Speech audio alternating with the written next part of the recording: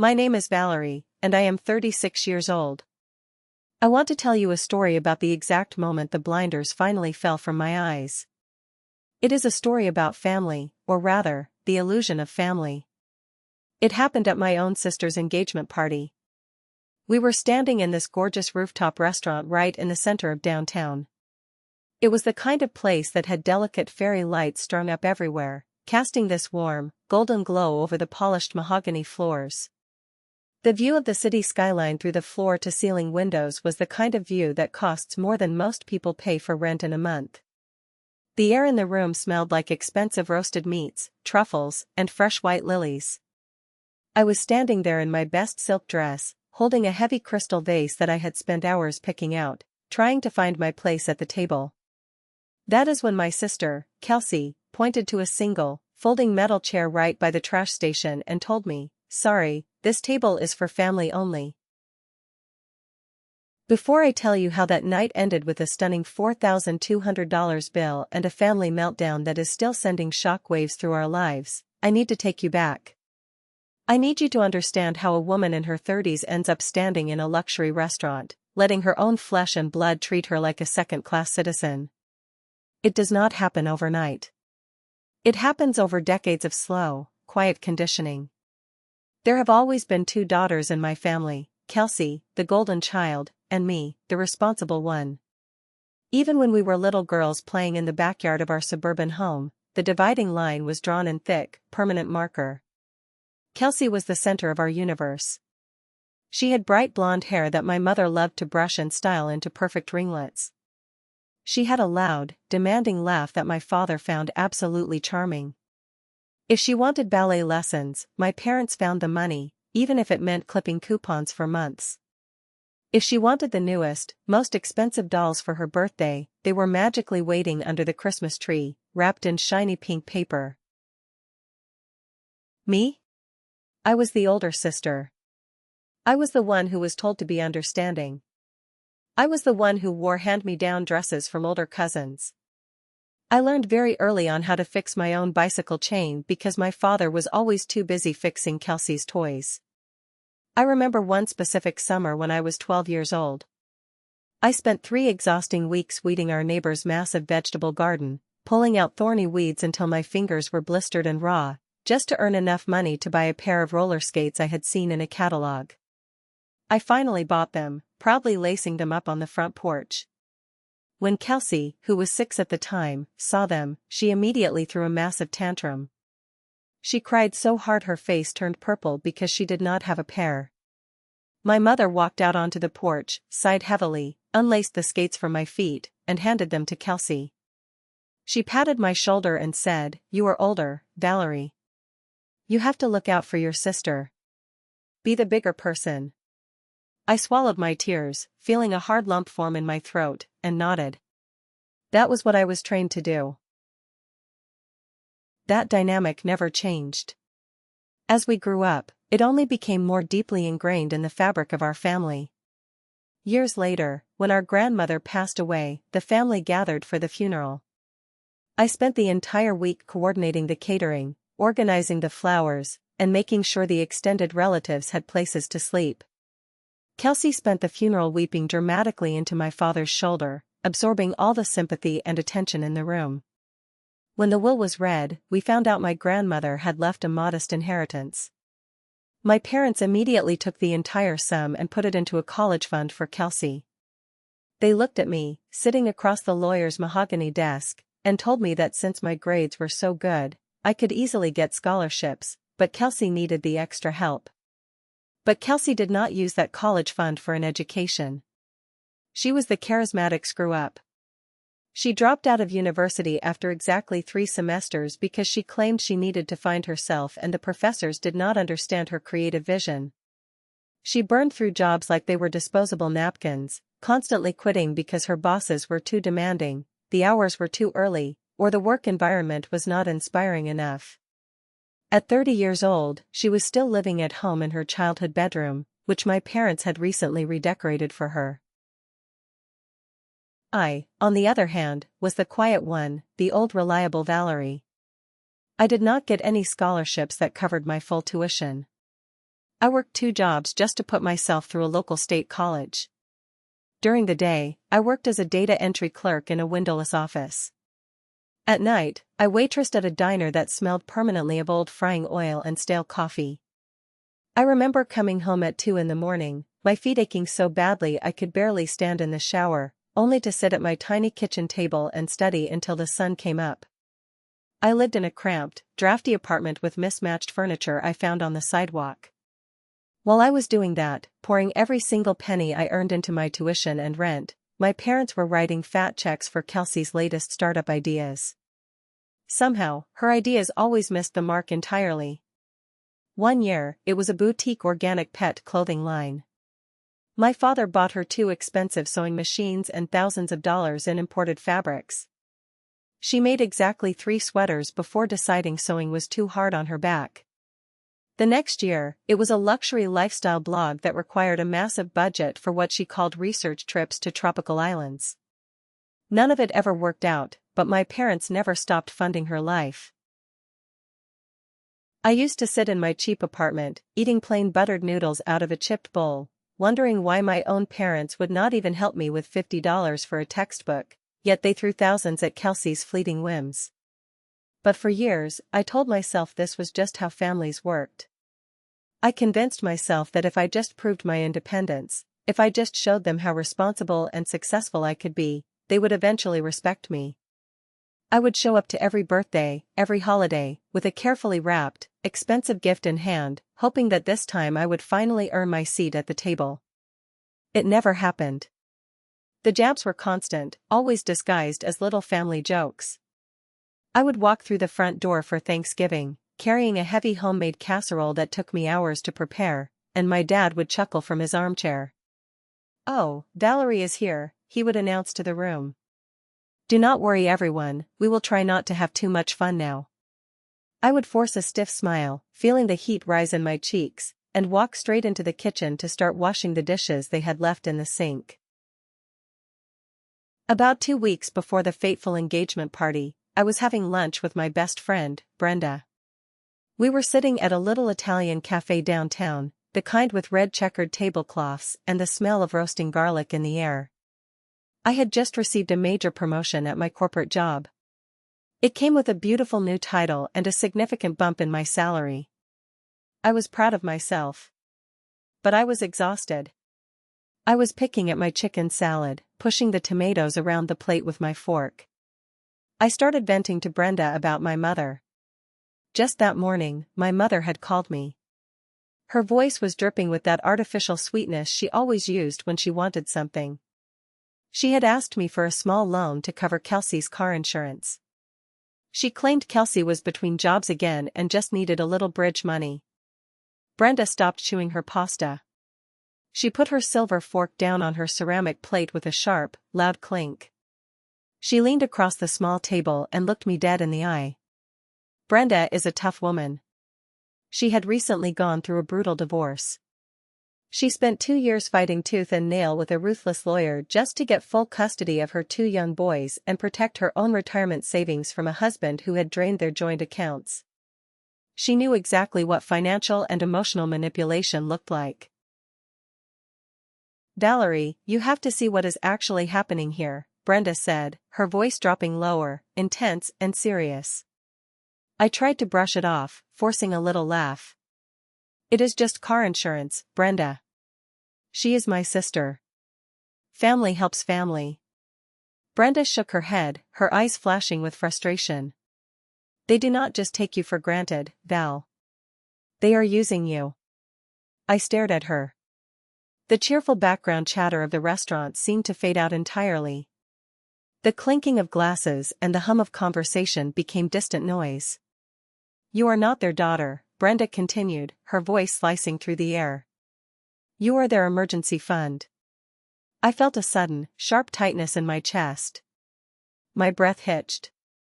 "You are their safety net," Brenda said, her eyes fierce and protective. "When Kelsey messes up, you pay for it. When they need something reliable, they call you. You are their plan B, Valerie. You are not their family." The words hit me incredibly hard.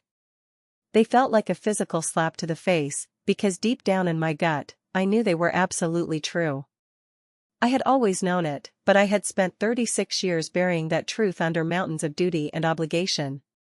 That exact phrase, emergency fund, just echoed loudly in my head for the rest of the day. I drove home in absolute silence that afternoon. I did not turn on the radio. I just gripped the leather steering wheel of my car until my knuckles turned white, Brenda's words playing on a continuous loop in my mind. So, when my mom called me a few days later about the engagement party, I really should have known better. I was standing in my bathroom, scrubbing the bathtub tiles with a sponge, wearing old sweatpants. My phone buzzed on the bathroom counter. I saw my mother's name flash on the screen. I wiped my hands on a towel and answered. "Valerie, sweetie," my mother cooed through the speaker. Her voice was like warm honey. "You are always so good with these things." I paused, holding the damp sponge. "What things, Mom?" "Planning. Organizing," she chirped enthusiastically. "Could you find a nice place for Kelsey and Derek's engagement party?" Derek was Kelsey's new fiancé. He came from a very wealthy, old money family. Derek's parents have very high standards, you know. "We need something special." I knew exactly what the word special meant in my mother's vocabulary. It meant expensive. It meant a place with valet parking, white tablecloths, and a sommelier. And I knew what her very next sentence would be before she even said the words. I squeezed my eyes shut, bracing myself for the inevitable request. "If you could just put down the deposit to hold the room for us," she said smoothly, her tone casual, as if she were asking me to pass the salt. "We will pay you back on the night of the party." Of course we will. Of course. The old me, the hopeful me, the little girl inside who just desperately wanted her mother to look at her with pride and affection, agreed. "Okay, Mom. I will find a place and handle the booking." A part of me, a very foolish, stubborn part, still thought that if I made this night absolutely perfect, if I handled everything flawlessly without a single mistake, they would finally see me. They would finally realize my worth and invite me into the inner circle of the family warmth. I had not even told them about my new salary or my promotion, because I knew they would just see it as a bigger pool of money to draw from for Kelsey's wedding. I spent 3 entire evenings sitting on my living room couch, glued to my laptop, researching venues. I read reviews, called managers, and compared menus. I finally found the stunning rooftop venue downtown. It was breathtaking. I called the event coordinator, negotiated the 5-course menu, and selected the floral arrangements. Then, I pulled out my wallet. I paid the $800 non-refundable deposit with my own credit card. My hand physically shook as I typed the 16-digit card number into the payment portal. $800 was still a lot of money to me. But I pushed the anxiety deep down into my stomach. I wanted to be the perfect sister. I did not stop there. The next weekend, I spent 2 hours walking through a high-end department store. I went to the home goods section and bought a beautiful, incredibly expensive crystal vase for their engagement gift. The glass was thick and caught the light, creating little rainbows on the display counter. I had the clerk wrap it in thick, elegant silver paper and tie it with a wide white silk ribbon. I brought it home and placed it on my kitchen counter. I looked at that shiny box sitting there and felt a swell of foolish pride. I was doing a good job. I was being a good daughter. The night of the engagement party finally arrived. I wanted to look impeccable. I spent an hour in my bathroom getting ready. I carefully curled my dark hair so it fell softly over my shoulders. I applied my best, most expensive makeup. I slipped into a tailored navy blue silk dress that fit me perfectly, and I put on a pair of classic black heels. I looked at my reflection in the full-length mirror on my closet door. I took a deep breath. I told myself, tonight is going to be different. Tonight, they will be grateful. I grabbed the heavy silver box, locked my apartment door, and walked out to my car. I drove into the city, fighting through the thick evening traffic. I paid $30 to park in the secure garage downstairs. I walked into the grand lobby of the building and rode the glass elevator all the way up to the roof. As the elevator ascended, looking out over the sparkling city lights, my heart was full of this fragile, stupid hope. I was ready to be the good daughter, the good sister. I was ready to finally be part of the family. When the elevator doors smoothly slid open, the ambience of the restaurant hit me immediately. Soft, live jazz music was playing from a corner stage. The lighting was moody and elegant. The maitre d' stood at a wooden podium near the entrance. He greeted me with a warm, respectful smile. He immediately recognized my name because I was the one who had coordinated the entire evening through endless phone calls and emails. "Ah, Valerie. Good evening. Everything is prepared exactly as you requested," he said politely, gesturing toward the back of the restaurant. He guided me back toward the private, glass-enclosed room I had secured. I walked in, holding my heavy silver-wrapped crystal vase against my chest. The room was stunning. I walked toward that long, beautiful oak table situated right in the center of the space. The table was set with gleaming silverware, crystal glasses, and the white floral centerpieces I had chosen. My parents were already there. They were seated at the head of the table, chatting animatedly and laughing with Derek's parents. Kelsey was standing near the edge of the table, looking like a princess. She was wearing a stunning, form-fitting white cocktail dress. She was holding a tall champagne flute, holding court as she always did. Derek stood beside her, looking handsome in a dark suit. I approached the table slowly, waiting for someone to look up. I waited for my mother to smile, for my father to wave, for someone to say hello and thank me for organizing this beautiful event. No one did. My parents completely ignored my arrival. They continued their loud conversation about golf courses with Derek's father. They did not even glance my way. I stood there near the edge of the table for a long, agonizing moment, feeling the heavy crystal vase digging into my ribs. I felt incredibly awkward, like a stranger who had wandered into the wrong private event. Then, Kelsey noticed me. She turned around, the champagne flute delicately balanced in her hand. She looked me up and down. She stood there with this smug, satisfied look she had perfected over a lifetime of getting absolutely whatever she wanted, whenever she wanted it. There was no gratitude in her eyes. There was only superiority. She gestured toward me with her glass, making a sweeping motion with her arm. "We saved you a special spot, Val," she announced loudly, her voice carrying easily over the polite chatter of the room. I felt a tiny spark of relief. I thought, finally, she is acknowledging me. "Right over there," Kelsey continued. I followed her gaze. She was not pointing to an empty chair at the beautiful oak table. She was pointing toward the far corner of the room. She was pointing to a single, sad-looking metal fold-out chair. It looked like a chair you would find in a cheap bingo hall. It was pushed entirely away from the main group. It was wedged tightly between a large, leafy potted fern and a clattering busboy station, right next to the swinging doors of the kitchen where the staff scraped dirty plates into a large plastic trash bin. "It is a little more private over there, but you do not mind, right?"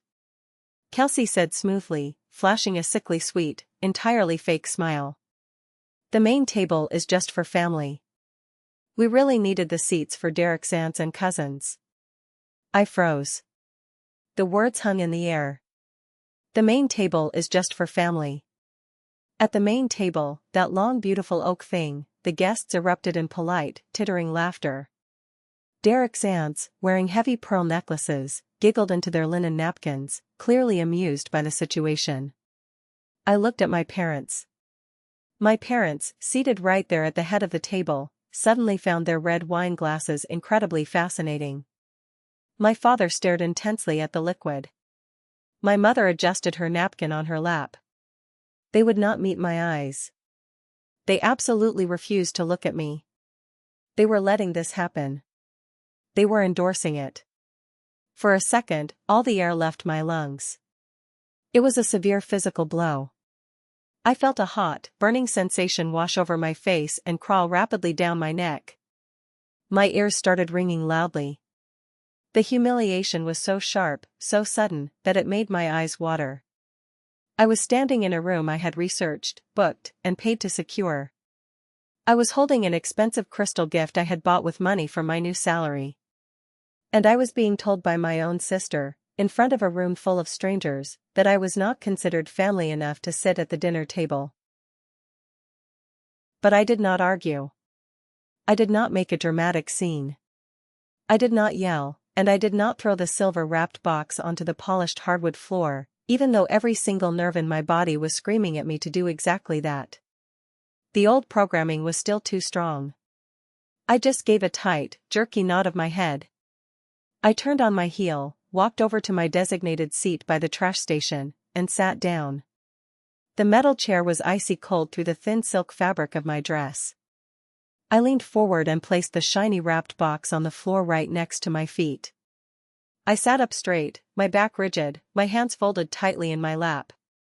As I sat there, trying to regulate my ragged breathing, my eyes briefly met the restaurant manager's from across the room. He was standing near the entrance of the private room, holding a leather-bound menu. He had watched the entire interaction unfold. He gave me a small, questioning look. His brow was furrowed in deep confusion. He knew I was the one who had booked the private room. He knew whose credit card was currently on file for the deposit and the final bill. He had literally just spoken to me as the host of the evening. He could not understand why the host was sitting next to the garbage bin. And in that exact moment, looking at the manager's sympathetic, confused eyes, something inside of me just snapped. It was not a loud, dramatic break. It was quiet. Something incredibly cold and crystal clear began to form deep in the pit of my stomach. All the years of hurt, all the exhausting longing for their approval, all the pathetic attempts to buy their love, simply evaporated into the air. It was completely gone. It was replaced by a sharp, icy clarity that I had never felt before in my entire life. I looked over at my family. They were laughing loudly, clinking their expensive glasses, entirely unbothered by my isolation. They were eating the appetizers I had selected. They were enjoying the atmosphere I had paid for. I realized right then, with absolute certainty, that Brenda was right. I was nothing but an emergency fund. I was a wallet with a pulse. But the thing about an emergency fund is that it belongs to the person who earned it. And the account was officially closed. I sat back against the cold metal chair. I watched them smile. I watched my sister show off her ring. I did not feel sad anymore. I felt powerful. They had absolutely no idea what was coming. For the first hour, I sat at my little metal table and just existed in this strange, parallel universe. The metal chair was icy cold through the thin silk fabric of my navy blue dress. I could feel the hard edges of the seat pressing uncomfortably into my thighs. Right next to me, the busboy station was a constant, chaotic symphony of noise. Every few minutes, a waiter in a crisp white shirt would burst through the swinging wooden doors from the kitchen, carrying stacks of dirty ceramic plates. They would scrape half-eaten pieces of roasted chicken, mashed potatoes, and wilted asparagus into a massive, gray plastic trash bin.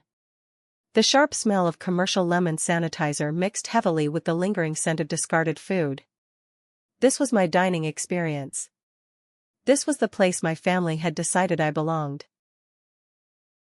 A young waiter, a boy who looked like he was barely old enough to drive a car, came over to my isolated corner. He looked incredibly uncomfortable, shifting his weight from one foot to the other. He avoided making direct eye contact with me. He gently placed a wide, white porcelain plate down on the bare metal surface of my folding table. There was no linen tablecloth here. There was no crystal water glass. It was the roasted duck, the exact premium dish I had specifically requested during my second lengthy phone call with the catering director. It looked beautiful, drizzled with a rich, dark cherry reduction sauce, sitting next to a perfect, steaming scoop of wild rice. I picked up my heavy silver fork and knife. I cut a small piece of the duck. I put it in my mouth, but my taste buds were completely numb. I could not taste the cherry reduction. I could not taste the savory meat. I just chewed mechanically, swallowing dryly, forcing the food down my throat so I would not look completely pathetic sitting there staring at an empty plate. Exactly 20 feet away from me, the main table was a flawless, glowing portrait of a perfect, wealthy family. I sat quietly in the shadows and listened to the sharp, clear clink of their expensive silverware striking against fine china plates. I listened to the sudden, loud bursts of joyous laughter that echoed off the tall glass walls of the private rooftop room. Every single time they laughed, I felt a familiar, sharp sting in my chest. It was a deep, burning humiliation that I had carried heavily with me since my early childhood. I watched my father lean back comfortably in his thick, cushioned mahogany chair. He had a wide, satisfied grin on his face. He grandly raised his right hand, snapping his fingers lightly to catch a passing waiter's attention, and ordered another full round of top-shelf, imported scotch for the entire table. He did it with the casual, breezy arrogance of a man who firmly believes he is paying the bill. Or rather, he did it with the arrogance of a man who knows he is absolutely not paying the bill, but wants all of his future in-laws to think he is incredibly generous. I could hear him bragging loudly across the table to Derek's father about his annual salary, heavily inflating the numbers to sound more impressive. I shifted my gaze to my mother. I watched my mother glow warmly under the soft, golden chandelier light. She was leaning forward, resting her elbows on the white linen tablecloth. She was telling a long, incredibly animated story to Derek's mother about what a charming, adventurous, and brilliantly creative child Kelsey had always been. She talked endlessly about Kelsey's brief, failed stint in art school. She described Kelsey as if she were a misunderstood master painter, completely and totally ignoring the factual reality that Kelsey had dropped out simply because she adamantly refused to wake up before 11 in the morning for her foundational drawing classes. Then, my ears caught the sound of Kelsey's voice. She was holding court, waving her left hand around so the heavy diamond engagement ring would catch the light. She was loudly discussing Derek's family inheritance with her new cousins, talking about the properties they would eventually own and the trust funds they would manage. She sounded incredibly entitled, like she had already earned every single penny of that money just by accepting a ring. I sat there in my expensive silk dress, gripping my fork until my knuckles turned bright white, and realized something profound. I was completely and utterly invisible to them. I was merely the hired help who had already completed her assigned task. I had researched the venue, booked the room, secured the reservation, and guaranteed the massive financial deposit with my own personal credit card. My usefulness for the evening had officially expired. They did not need me to eat. They did not need me to celebrate. They just needed my wallet to stay open. But then, right around the time the waiters began carrying out the second course of mixed green salads, something deep inside my mind completely shifted. The tight, suffocating band of anxiety that usually wrapped tightly around my chest whenever I was around my family suddenly loosened and fell away. The hot, burning feeling of shame in my cheeks slowly faded into a cool, refreshing breeze. I was not sad anymore. The heavy sorrow that usually accompanied me to these family gatherings was entirely gone. I stopped staring down at my half-eaten duck and started really, truly looking at them. I became purely observant. Brenda's words from our lunch a few weeks ago came rushing violently back into my mind, loud and exceptionally clear. I remembered the exact look on her face when she told me the truth. Brenda had survived a brutal divorce. She had fought a vicious custody battle in court, sitting next to a ruthless lawyer, fighting to protect her children and her finances from a man who only wanted to drain her dry. She had learned the hard way how to spot a parasite. She had sat across from me at that cafe, fierce and fiercely protective, telling me the hard, ugly truth about my own parents. I reached down to the small, beaded clutch purse resting against the cold metal leg of my folding chair. I popped the clasp open and pulled out my cell phone. The bright screen illuminated my face in the dim, chaotic corner next to the garbage bin. I opened the Notes application. A blank white page appeared on the screen, waiting for input. Using my right thumb, I slowly and deliberately typed out those two exact words Brenda had used. Emergency fund. I sat back against the hard metal chair and stared at the glowing black letters on the white screen. I read them over and over again in my head. Emergency fund. Safety net. Plan B. Suddenly, the entire, exhausting dynamic of my 36 years on this earth made perfect, terrible, crystalline sense. I was not a daughter sitting alone and unloved at a joyous family party. I was an investor. I was an intelligent, capable investor who was quietly observing a heavily depreciating, toxic asset. And this family, with their endless demands, their constant insults, their blatant disrespect, and their bottomless financial needs, was a very, very risky asset. They were a bad investment. And it was time to pull my funding. I looked up from my phone screen. Across the large, beautifully decorated room, the restaurant manager was standing near the polished wooden double doors that led out to the main hallway. He had been keeping a very close, protective eye on the private room all evening. He was wearing a sharp, tailored black suit. Our eyes met again across the distance. He gave me another small, incredibly polite nod, a silent check-in to see if I needed anything, a silent acknowledgement of the bizarre cruelty he was witnessing. He was a true professional, making absolutely sure the financial host of the party was satisfied. I looked right back at him. My face was completely calm, devoid of any tears or anger. I nodded back. It was an unspoken, powerful agreement between two people who understood exactly how the service industry worked. I pressed the power button on my phone, turning the screen black, and placed it carefully back into my purse. I snapped the clasp shut. I folded my hands neatly on my lap. I was no longer just sitting there helplessly waiting for this miserable, humiliating party to be over. I was waiting for something very specific. I was waiting for the final act of the play. I was waiting for the bill. A strange, incredibly deep calm settled completely over my body. It was unlike anything I had ever experienced in my entire life.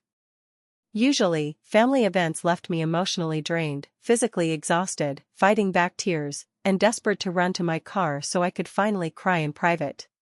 But tonight, my eyes were completely dry. My heart rate was slow, rhythmic, and incredibly steady. The loud, obnoxious background noise of their celebration, the constant clinking of the crystal glasses, the roaring, fake laughter of my mother, it all faded away into a dull, unimportant hum. I looked at my mother, who was currently throwing her head back, smiling widely, and drinking another glass of imported red wine.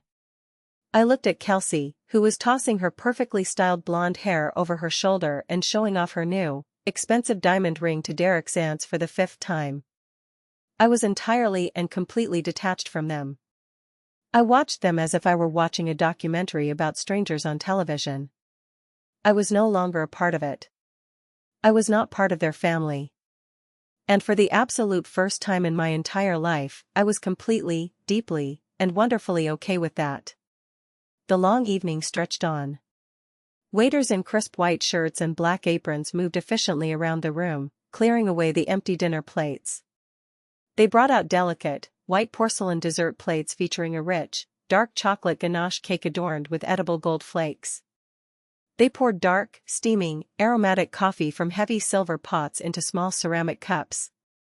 Finally, after what felt like an absolute eternity of overly sweet desserts, bitter coffee, and my father loudly ordering one final, incredibly expensive celebratory round of drinks for the entire table, the party began to naturally wind down.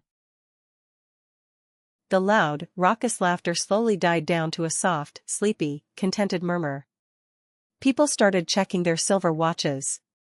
Derek's mother reached behind her chair and adjusted her expensive cashmere shawl over her shoulders. My father patted his full stomach. I sat up much straighter in my metal chair. I uncrossed my ankles and planted my feet firmly on the hardwood floor. This was the moment. The grand finale was arriving. The manager appeared from the dark hallway. He was holding a thick, pristine black leather bill folder in his right hand. He started walking slowly and purposefully from the front register area toward the main dining space. The room was quiet enough now that I could clearly hear the soft, rhythmic tapping of his polished leather shoes against the floorboards. He walked right past my father. My father was currently very busy trying to strike a match to light a thick, imported cigar, leaning back in his chair like a wealthy king surveying his kingdom. He did not even look up as the manager passed by. The manager walked right past Kelsey. Kelsey was currently holding her left hand up high in the air, showing off the sparkling facets of the diamond ring to her new mother-in-law, giggling about how Derek had proposed. The manager completely bypassed the head of the long oak table. He did not slow down. He did not hesitate. He walked straight past all the fake wealth, all the loud laughter, and all the entitled arrogance. He walked straight to my little, pathetic metal table wedged tightly by the noisy busboy station. He stopped right in front of me, standing tall and professional. He leaned down very slightly, extending his arm, and placed the black leather folder gently on the bare metal surface in front of me. "Madam," he said quietly, his voice perfectly professional and incredibly respectful. "Your bill."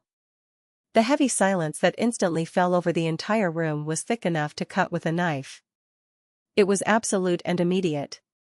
It was as if someone had violently pulled a plug on a stereo system. The lively conversation at the main table died mid-sentence. The clinking of coffee cups stopped. Every single eye at the main oak table swiveled rapidly to look directly at me. Derek's parents looked intensely confused, their brows furrowing. My parents looked deeply expectant, waiting for me to pull out my wallet. Kelsey looked profoundly annoyed that the attention was no longer on her ring. I could physically feel the immense, suffocating weight of their collective gaze pressing down heavily on my shoulders. I looked over at my sister. Kelsey had a smirk painted clearly on her face. It was that familiar, incredibly arrogant, deeply entitled smirk that told me exactly what she was thinking without her having to speak a single word. Her smug expression clearly said, "Go on, Valerie. Do your job. Clean up the mess like you always do. Pay the man so we can leave and go out for drinks." I did not rush. I took my absolute time. I wanted to savor every single millisecond of this interaction. I reached out my right hand and slowly opened the heavy cover of the black leather folder. I looked down at the long, incredibly detailed, itemized receipt printed on crisp white paper. I scanned my eyes past the expensive 5-course meals, the multiple bottles of imported Italian wine, the top-shelf scotch my father had ordered so freely, and the custom chocolate desserts.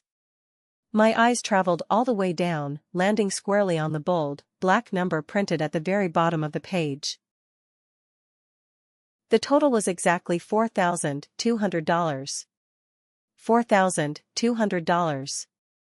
It was an absolutely astronomical amount of money for a single dinner. It was more than 2 full months of my apartment rent. It was a massive, significant chunk of the new salary I had just recently earned from my hard-fought promotion at work. It was a small fortune, casually spent in a few hours by people who had banished me to a dark corner next to the garbage. I took a very deep, incredibly slow breath in through my nose, filling my lungs completely with the scent of roasted meat and expensive perfume. I let the air out slowly through my mouth. Then, I gently closed the leather folder. I picked it up securely in my right hand. I pushed back my cold metal chair, the legs scraping loudly against the floor, and I stood up straight.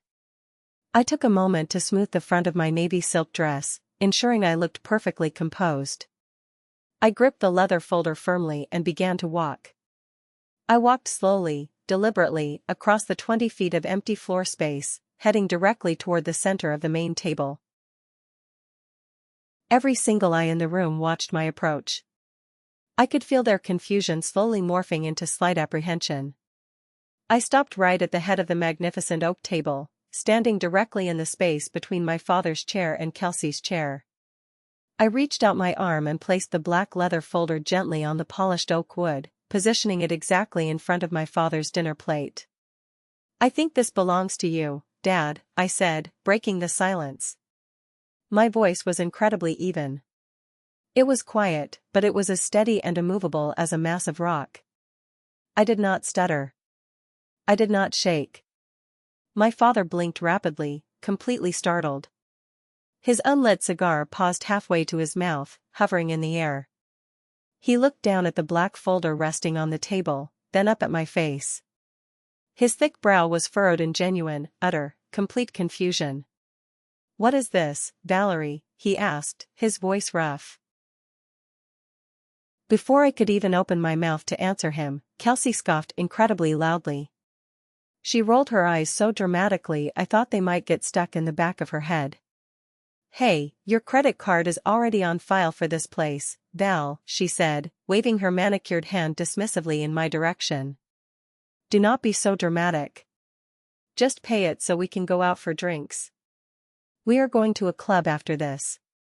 I did not look at my father. I did not look at the folder. I turned my head very slowly and looked directly at my sister.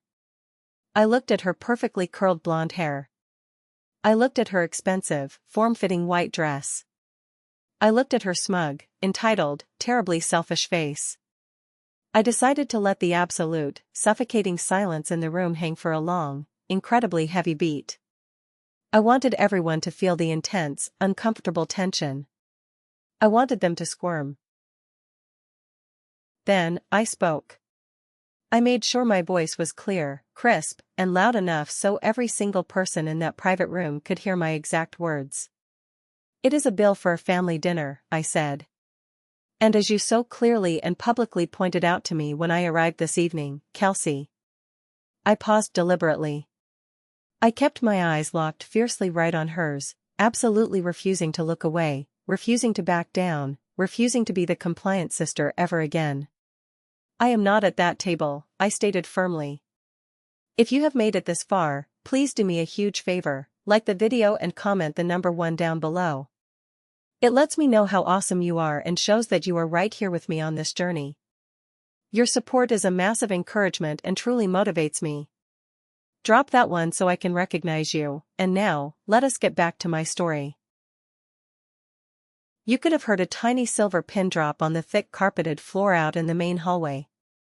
The silence that followed my statement was completely deafening. No one breathed. No one moved a single muscle. The entire room was frozen in time. I stood there and watched the healthy, rosy color completely and rapidly drain from Kelsey's face.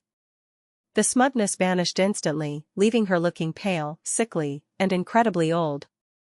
Her mouth opened slightly, like a fish out of water, but absolutely no words came out of her throat.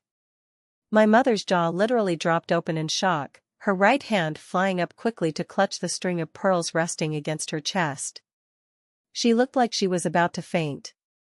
My father just sat there, frozen rigidly in his large mahogany chair, staring at me entirely speechless, his expensive cigar completely forgotten in his trembling hand. Derek's parents looked absolutely, thoroughly mortified. They shifted very uncomfortably in their seats, looking down at their laps, wanting nothing more than to disappear from this humiliating family drama. The arrogant, awful smirk that Kelsey always wore like a royal crown was completely gone. In its place was pure, unadulterated, primal panic. She looked down in horror at the black leather folder sitting on the table, then looked back up at me, her eyes incredibly wide with genuine terror. She knew the truth. She knew she absolutely did not have $4,000 in her checking account. She knew my parents, who had just recently spent thousands of dollars fixing her new car, probably did not have the liquid cash readily available to cover a spontaneous, exorbitant luxury dinner either. They were trapped. I did not wait around for them to miraculously find their voices. I did not want to hear their excuses. I turned away from my stunned family and looked back at the restaurant manager. He was standing a few feet away near the door, watching the entire dramatic exchange with very wide eyes. He looked thoroughly shocked by the confrontation, but he remained intensely professional, standing up straight with his hands clasped behind his back. "My sincere apologies for the confusion this evening," I said to him, keeping my voice perfectly calm and polite, offering him a small, respectful smile. The deposit I paid earlier this week will cover the room reservation fee. However, please direct all final payment inquiries regarding the food and beverages to the host of the party sitting right here. I raised my arm and pointed directly at my father. The manager looked at me, looked at my father, and nodded slowly. He stepped forward purposefully to stand directly next to my father's chair, waiting for payment. Then, I turned around and started walking away. I did not run. I did not rush. I walked at a very normal, measured, incredibly confident pace. My black heels clicked rhythmically and loudly on the polished floorboards, echoing in the silent room. "Valerie?" My mother's voice suddenly cracked loudly behind me. It was high-pitched, shrill, and bordering on completely hysterical. "Valerie, what on earth are you doing? Come back here right now." I paused right at the grand, heavy wooden double doors of the private room. I reached out and rested my right hand on the cool brass handle. I did not turn around to look at her. I refused to give her the satisfaction of seeing my face. I kept my eyes focused straight ahead on the brightly lit hallway. "I am going to go find my own table now," I said clearly to the empty air in front of me. I pushed the heavy wooden door open, stepped out into the quiet hallway, and walked out. I walked down the long, carpeted hallway toward the bank of elevators. The adrenaline was pumping so fiercely through my veins that it made my fingertips tingle with electricity. I pressed the glowing down button. The heavy metal doors slid open instantly. I stepped inside the empty, mirrored elevator and watched the digital red numbers count down slowly to the ground floor lobby. As I stepped out of the massive glass building and into the cool, refreshing night air of the city street, my cell phone began to buzz violently inside my small purse. I stopped walking. I reached in and pulled the phone out. The screen was lit up brightly, contrasting sharply against the dark street. It was a text message from Kelsey. The short preview visible on the lock screen was just a massive string of angry, capitalized words and exclamation points calling me horrible names. Before the screen could even dim, the phone started vibrating violently in my hand with an incoming call. It was a call from my mom. I watched her name flash brightly on the screen for 3 long seconds. The phone stopped ringing, then immediately buzzed again. Another text from Kelsey. Then a furious text from my father demanding I return instantly. I did not even open the messages to look at what they said. I did not need to. I knew exactly what they said. They were demanding I come back to pay the bill. They were calling me selfish and cruel. They were telling me I was ruining everything and destroying the family. I stood there on the hard concrete sidewalk, watching the bright headlights of the city traffic rushing by me. I unlocked my phone and opened my contact list. I scrolled down the alphabetical list and found my father's name. I tapped the little information icon in the corner of his profile. I scrolled to the very bottom in red letters. Block caller. I firmly confirmed the choice. I scrolled back up to my mother's name. I tapped her profile. I hit the red button. Block caller. I scrolled down to Kelsey's name. I tapped the screen. Block caller. With each deliberate, final tap of my finger against the smooth glass screen, an immense, suffocating, crushing weight that I had not even fully realized I was carrying lifted completely and permanently off my shoulders. The violent, angry buzzing in my hand finally stopped. The phone went completely black and entirely silent. I looked down the busy, vibrant street. For the very first time in as long as I could possibly remember, there was absolute, beautiful silence in my mind. There was no twisting anxiety about how to please them. There was no terrifying fear of saying the wrong thing. There was absolutely no guilt about not giving enough money or time. Just quiet, peaceful, beautiful silence. I walked down the block to the parking garage, paid my $30 ticket with a smile, got into my car, and drove home. I took an incredibly long, boiling hot shower, washing off the smell of the restaurant. I put on my absolute favorite, softest flannel pajamas, crawled into my bed, and slept a full, deep, uninterrupted 8 hours for the first time in years. The next few days were a massive, chaotic storm of digital rage, but I was completely and totally shielded from it. Because I had blocked their phone numbers, I did not receive the frantic, screaming voicemails. I did not get the long, guilt-tripping text messages. I simply went to work. I enjoyed sitting in my beautiful new office. I drank my morning coffee in absolute peace, feeling incredibly proud of the salary I was earning.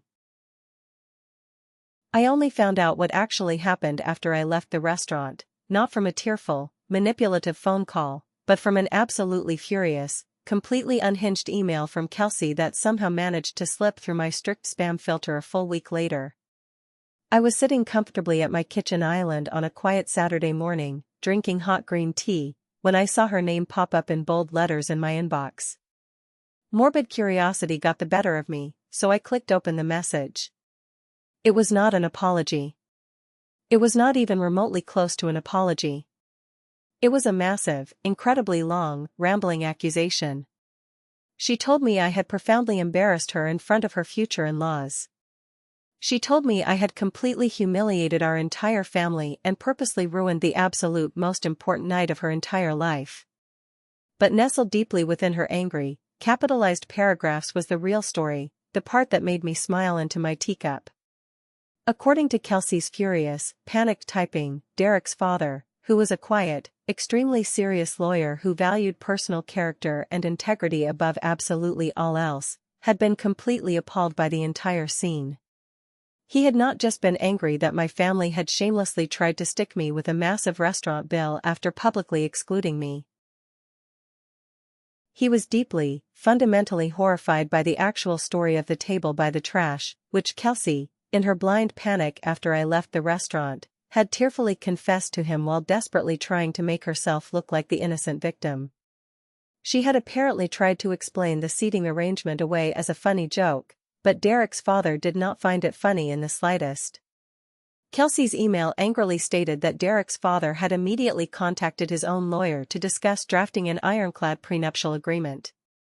More importantly, he had requested a serious, formal meeting with my parents to discuss the fundamental moral values of this union. He directly told my parents he was deeply concerned about marrying his only son into a family that treated their eldest daughter with such blatant cruelty and financial exploitation. It was a threat. It was a massive threat, clear as the morning day, to the entire engagement and the future fancy wedding. Derek's wealthy family was seriously reconsidering the alliance. And of course, in Kelsey's deeply distorted mind, it was all entirely my fault. I finished reading the email. I clicked the trash icon, deleted it permanently from my inbox, and went for a long, peaceful walk in the park. A few days after receiving that email, on a rainy Tuesday evening, there was a sharp, rapid, desperate knock on my apartment door. I walked over and looked through the small glass peephole. It was my mother. She looked absolutely exhausted. Her expensive designer clothes were slightly wrinkled, and her eyes were very red and puffy from crying. I unlocked the deadbolt and opened the door just a few inches. I did not step aside to invite her inside. I just stood firmly in the doorway, blocking her path. I looked at her tired, aging face, and I thought for a brief, fleeting second that this was it. This was the moment she would break down. The long-awaited apology. The sudden realization of what she had done to me for 36 years. I was completely and utterly wrong. Valerie, you have to fix this right now, she said immediately. Her voice was trembling heavily with thick, manipulative tears. She reached out her hand to grab my arm, but I quickly stepped back out of her reach. Kelsey is an absolute mess. Derek is pulling away from her. She looked at me with wide, desperately pleading eyes. Kelsey is crying all the time in her room. You are completely ruining your sister's life, Valerie. You need to call Derek's father tomorrow morning and explain. I stared at her, feeling a profound sense of pity mixed with disgust. Explain what exactly, Mom? Tell him it was all a big misunderstanding, she pleaded, her voice rising in sheer desperation. Tell him it was just a silly inside joke between sisters. Tell him you were just stressed out about your new promotion at work. Please, Valerie, do this one thing for your family. The old version of me would have caved instantly. The old me would have felt a crushing, unbearable wave of guilt wash over my body. I would have obediently shouldered the blame, picked up the phone, and humiliated myself in front of a wealthy stranger just to save Kelsey's unearned reputation. But as I stood there in my doorway, looking at the woman who had watched her own daughter be placed next to a garbage bin and done absolutely nothing to stop it, I felt nothing but a sad, calm, immovable finality. The boiling anger was gone. The agonizing hurt was gone. There was only pure acceptance of who they truly were. This was the real test. This was the exact moment I chose my path forever. No, Mom, I said. My voice was incredibly quiet, but firm as forged steel. I am absolutely not fixing this. This is Kelsey's mess. She gasped loudly, taking a stumbling step back into the hallway. Valerie, how can you possibly say that? She made this mess entirely by herself when she pointed her finger to that metal chair by the trash, I said evenly, looking right into her eyes. She made it, and you sat there and let her do it. My mother stared at me, completely and thoroughly shocked. Her eyes darted frantically back and forth across my face, as if I had suddenly started speaking in a complex foreign language she could not translate. She could not comprehend that her reliable, compliant, easily manipulated daughter was finally saying no. But we are family, she whispered, her voice cracking pathetically. We are supposed to protect each other no matter what. Are we? I asked, tilting my head slightly. Are we really a family? She opened her mouth to argue, to spew more guilt, but I did not let her speak. Family does not treat one of their own like a walking ATM machine, I said, my voice rising just a fraction to show I meant business. Family does not use someone solely for their money, their credit score, and their free labor. I took a deep breath, steadying myself. And family certainly does not put one of their own by the trash can while they eat a luxury dinner. I saw a brief, tiny flicker of real, genuine understanding cross her eyes. For a fraction of a second, she knew I was completely right. But it was quickly, almost instantly replaced by defensive, stubborn indignation. Her face hardened into a scowl.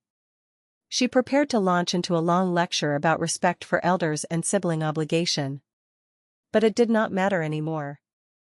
I did not need her agreement. I did not need her permission to end this cycle of abuse. I wish Kelsey the very best, Mom, I said softly, meaning it in a detached, distant way. I really do. She looked at me, her mouth hanging open. Valerie, do not do this. Do not shut us out. And then I did something I never, ever thought I would have the strength to do in my entire life. I looked my mother directly in the eye, I stepped back into the safety of my apartment, and I gently, firmly closed the heavy wooden door right in her face. I reached out and turned the deadbolt, hearing the lock click solidly into place.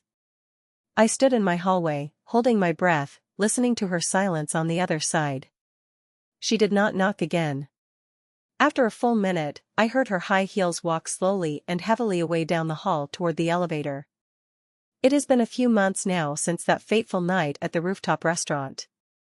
My daily life has been remarkably, beautifully quiet. I heard through the family grapevine, specifically an aunt who still occasionally emails me to check in, that Kelsey and Derek are currently in intense, mandatory couples counseling. Derek's father insisted on it as a strict, non-negotiable condition before they would even discuss setting a wedding date or looking at venues. They are delaying the wedding indefinitely while they attempt to work on their deeply rooted issues. I do not know if they will actually make it down the aisle to get married. And honestly, I have completely and totally stopped caring. Their relationship problems, their financial struggles, their endless drama, it is no longer my problem to solve. I am officially retired from the family crisis management team. Just the other day, I was sitting at my desk working on a project when a bright digital notification popped up on my phone screen. It was an automatic calendar reminder. Mom's birthday. In the past, seeing that specific notification would have immediately kicked off a full week of intense, agonizing anxiety. I would have spent days agonizing over trying to find the perfect, incredibly thoughtful, and likely very expensive gift. I would have worried endlessly about whether she would like the wrapping paper, whether Kelsey's inevitable cheap gift would somehow overshadow mine, and whether my gift would finally be enough to make her smile at me with genuine maternal warmth. And inevitably, whatever expensive item I bought would go mostly unappreciated, set aside in favor of whatever trinket Kelsey handed her. I looked at the bright notification on my screen for a long, quiet moment. I remembered the terrible feeling of that cold metal chair. I remembered the heavy black leather bill folder. I remembered the look of panic on their faces when they realized the emergency fund was closed. Then, I smiled. I lifted my thumb, swiped left on the phone screen, and confidently tapped delete. The reminder vanished instantly into the digital void. I stood up from my desk. I walked into my small, cozy kitchen.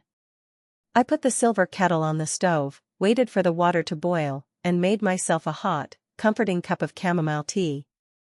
I walked into my living room and sat down in my comfortable armchair by the large window, looking out at the sprawling city below. The sun was beginning to set, casting a warm orange and pink glow over the tall buildings. People always say you have to travel the world to find yourself. They say you have to run away to exotic places to escape your past. But I realized something truly profound sitting there in my chair. I did not have to fly all the way to Italy to feel completely free. I found my ultimate freedom right here in my own quiet, safe apartment. I found it in the absolute, beautiful silence of my blocked phone. I found it in the simple, incredibly powerful act of finally choosing my own table in life. Thank you so much for taking the time to sit and listen to my story. It was not an easy thing to share, opening up about old wounds and painful family secrets, but I feel like someone out there listening today really needed to hear it. Maybe you are sitting in a metal chair right now, feeling unloved and unappreciated, wondering why you are not allowed to sit at the main table. My question for you today is this: have you ever had to make an incredibly difficult, painful choice to protect your own peace of mind and your self-respect, especially when dealing with toxic family members? What was the final breaking point for you? What happened next after you walked away? Please, let me know your story in the comments down below. I read every single one of them, and I will be looking for yours. And if this story resonated with you, if you felt a connection to what I went through and how I found my freedom, I would be so incredibly grateful if you would like this video and subscribe to the channel for more stories just like this one. It really does help build this amazing community. Thanks again for being here with me. Take care of yourselves, and remember, you do not have to pay the bill for a table you are not sitting at.